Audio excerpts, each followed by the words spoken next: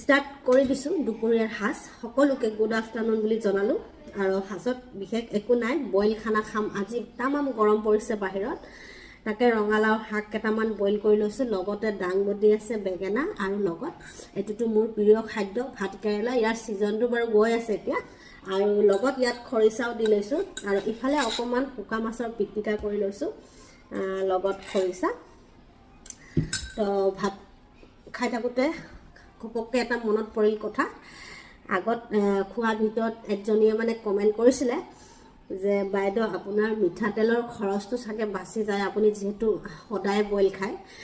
বিশেষ তেনেকুৱা কোনো কথা নহয়, সদায় যে বইল খাওঁ সেইটো বুলি নহয়, কেতিয়াবা কেতিয়াবা বইল খোৱা ভিডিঅ'টো আপোনালোকৰ আগত শ্বেয়াৰ কৰোঁ, সেয়ে হৈছে। বাকী তেল মছলা খাওঁ যেনিবা, নোখোৱা নহয়। তো সেয়ে জনালোঁ আৰু যে তেল মছলানো কিয় নালাগিব, লাগিব। আৰু মোৰ মানুহজনে যিহেতু বইলটো নাখায়, তেওঁৰ কাৰণেতো এক্সট্ৰাকৈ বনাবই লাগে। তো আৰম্ভ কৰি দিওঁ।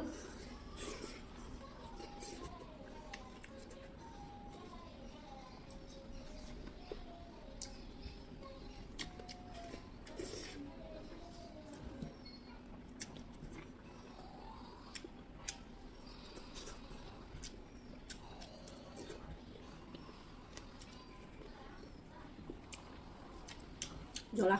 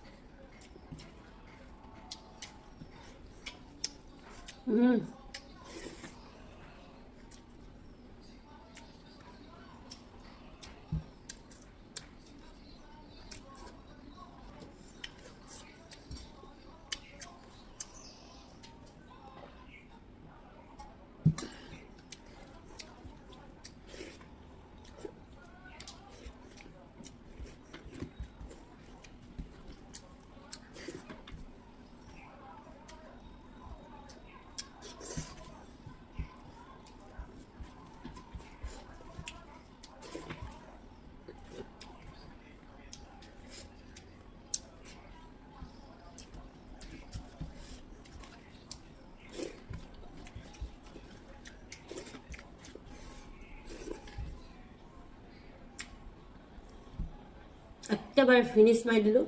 আচলতে শাকৰ বইল হ'লে বা যিকোনো বইল হ'লে মোৰ খানা একদম মন খুলি খাব পাৰোঁ, আৰু মন দুদুনীয়া খুলি খুলি খাব লাগে, হয় নাই? যি কি নহওক ইয়াতে সামৰণি মাৰিছোঁ।